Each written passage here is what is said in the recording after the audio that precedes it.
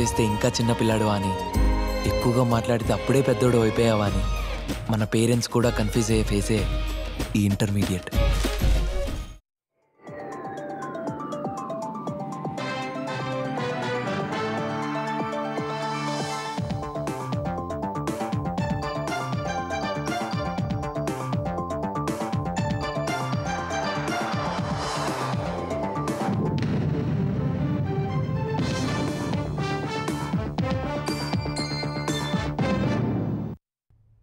నమస్కారం, ETV news కు స్వాగతం. తెలుగు రాష్ట్రాల్లో నియోజకవర్గాల పునర్విభజనపై దాఖలైన పిటిషన్ను సుప్రీంకోర్టు కొట్టివేసింది.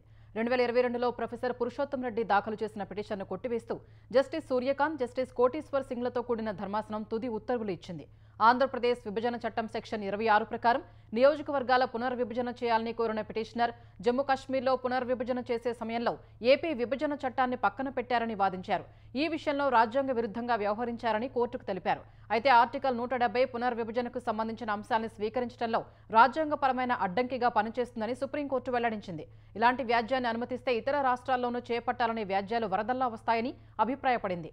కేంద్ర పాలిత ప్రాంతాలతో పోల్చినప్పుడు రాష్ట్రాల్లో డీలిమిటేషన్ నిబంధనలు భిన్నంగా ఉన్నాయన్న సుప్రీంకోర్టు పిటిషనర్ జమ్మూ కాశ్మీర్ అంశాన్ని ప్రస్తావించినందున ఆయన వాదనను తోసిపుచ్చింది. 2026లో జనగణన తర్వాత మాత్రమే డీలిమిటేషన్ నిర్వహిస్తామని చట్టంలో స్పష్టంగా చెప్పారని ధర్మాసనం గుర్తు చేసింది. ఓబుళాపురం అక్రమ మైనింగ్ కేసులో ఐఏఎస్ అధికారిని శ్రీలక్ష్మికి తెలంగాణ హైకోర్టులో చుక్కెదురైంది. ఓఎంసీ కేసులో తనను నిర్దోషిగా పరిగణించాలని కోరుతూ శ్రీలక్ష్మి దాఖలు చేసిన రివిజన్ పిటిషన్ను హైకోర్టు కొట్టివేసింది.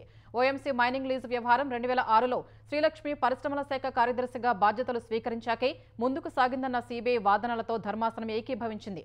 ఓఎంసీకి లీజులు కట్టబెట్టడానికి శ్రీలక్ష్మి అన్ని రకాలుగా అధికార దుర్వినియోగానికి పాల్పడ్డారని సీబీఐ వివరించింది.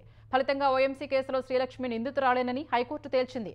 కోర్టు తీర్పుతో ఓబుళాపురం అక్రమ మైనింగ్ కేసులో శ్రీలక్ష్మి పాత్రపై సీబీఐ కోర్టులో విచారణ కొనసాగనుంది. గతంలో ఓఎంసీ కేసు నుంచి శ్రీలక్ష్మిని తప్పిస్తూ హైకోర్టు ఇచ్చిన తీర్పును సీబీఐ సుప్రీంకోర్టులో సవాలు చేసింది. శ్రీలక్ష్మి పాత్రపై మరోసారి విచారణ జరపాలన్న సుప్రీంకోర్టు ఆదేశాల మేరకు హైకోర్టు ఈ కేసు విచారణ చేపట్టింది.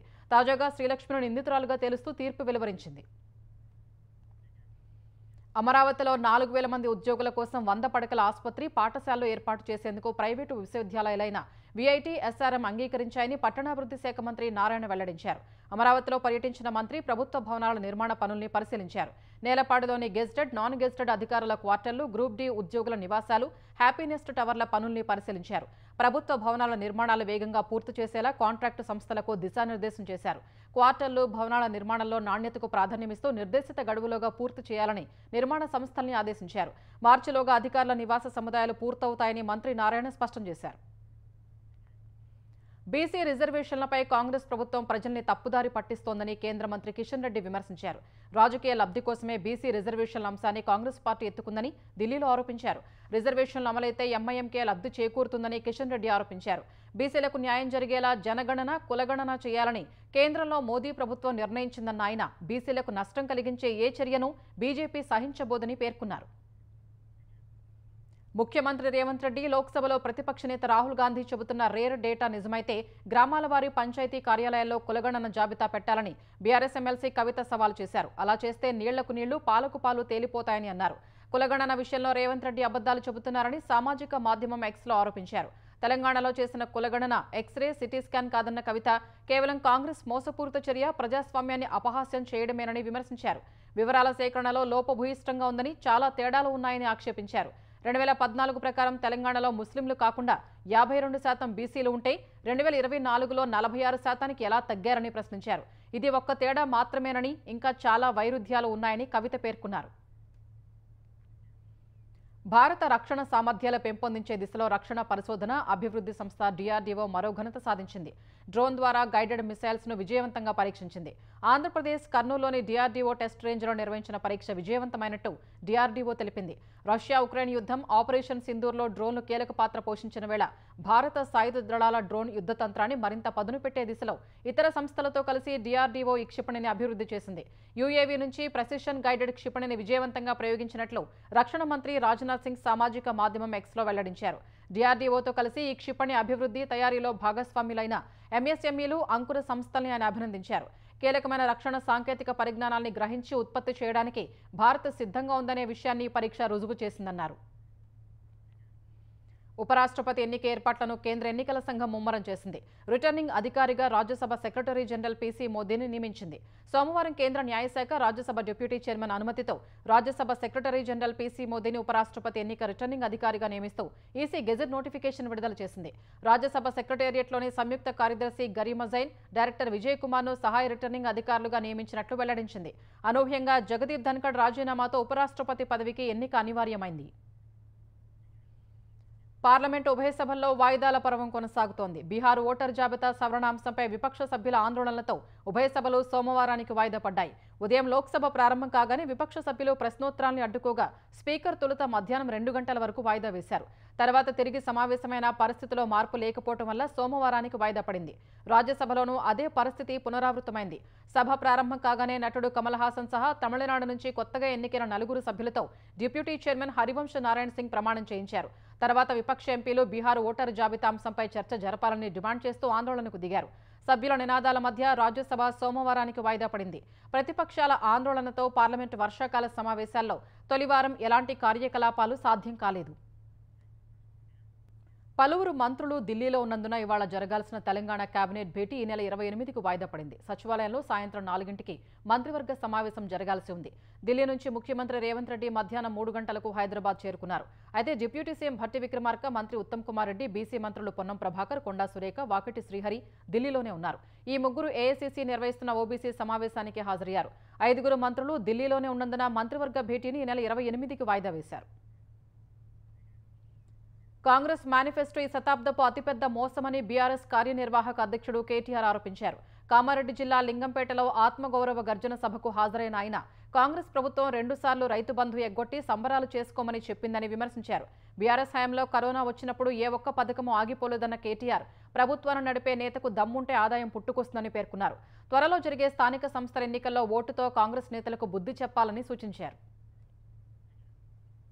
మానవత్వం లేని వ్యక్తి రాజకీయ పార్టీని నడపడం విడ్డూరంగా ఉందని ఆంధ్రప్రదేశ్ జలవనరుల శాఖ మంత్రి నిమ్మల రామానాయుడు అన్నారు.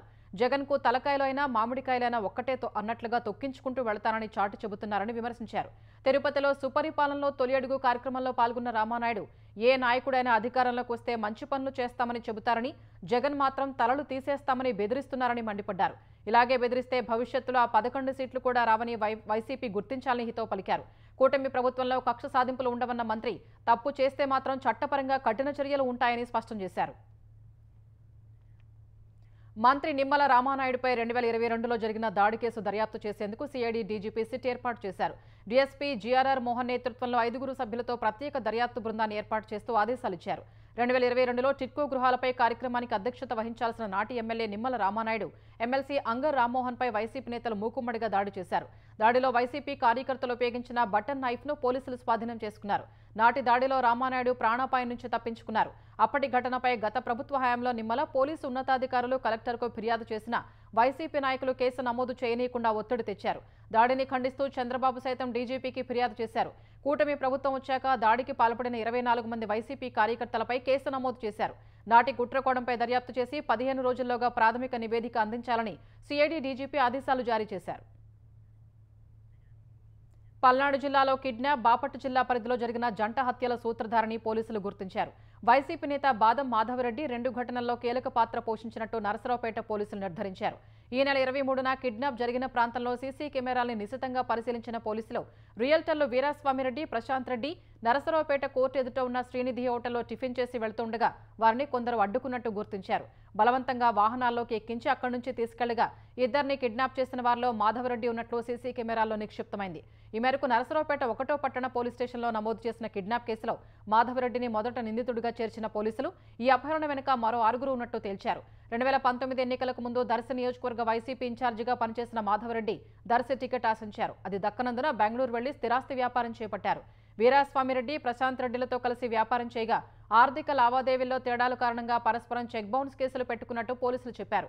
అలా వేసిన ఓ చెక్ బౌన్స్ కేసులో విచారణకు వచ్చిన ఇద్దరిని కిడ్నాప్ చేసి చంపించారని పోలీసులు చెప్పారు. శ్రీశైలం జలాశయానికి వరద ప్రవాహం క్రమంగా పెరుగుతోంది. జూరాల, సుంకేశ్వర నుంచి శ్రీశైలానికి 1,11,651 క్యూసెక్కులు వరద చేరుతుండగా 2 స్పిల్వే గేట్లు ఎత్తి 54,130 క్యూసెక్కులు నాగార్జున సాగర్కు వదులుతున్నారు. పోతిరెడ్డిపాడు హెడ్ రెగ్యులేటరీ నుంచి 20,000 క్యూసెక్కులు, ఎడమగట్టు విద్యుత్ కేంద్రం నుంచి 35,315, కుడిగట్టు విద్యుత్ కేంద్రం నుంచి 31,328 క్యూసెక్కులు విడుదల చేస్తున్నారు. శ్రీశైలం నుంచి మొత్తం 1,40,773 క్యూసెక్కులు బయటకు వెళుతోంది. శ్రీశైలం నీటి నిల్వ సామర్థ్యం 215.8 టీఎంసీలకు 203.42 టీఎంసీల నీరు ఉంది. నాగార్జున సాగర్కు 1,20,000 క్యూసెక్కుల వరద వస్తోంది. గరిష్ట నీటి మట్టం 590 అడుగులు కాగా ప్రస్తుతం 578 అడుగులకు చేరింది. నీటి నిల్వ సామర్థ్యం 312.04 టీఎంసీలు కాగా ప్రస్తుతం 276 టీఎంసీలకు చేరింది. అటు నల్గొండ జిల్లా కేతేపల్లిలోని మూసీ ప్రాజెక్టుకు ఎగువ నుంచి వరద పెరగడంతో 2 గేట్లను ఎత్తి 1,293 క్యూసెక్కుల నీరు విడుదల చేస్తున్నారు.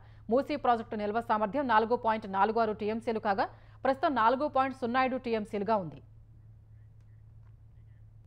ఓటీటీలు, వెబ్సైట్లలో విచ్చలవిడిగా అందుబాటులో ఉంటున్న అశ్లీల, అభ్యంతరకర కంటెంట్ను కట్టడి చేసేందుకు కేంద్రం చర్యలు చేపట్టింది. అశ్లీల చిత్రాలు ప్రసారం చేస్తున్న 25 ఓటీటీలు, వెబ్సైట్లపై నిషేధం విధించింది.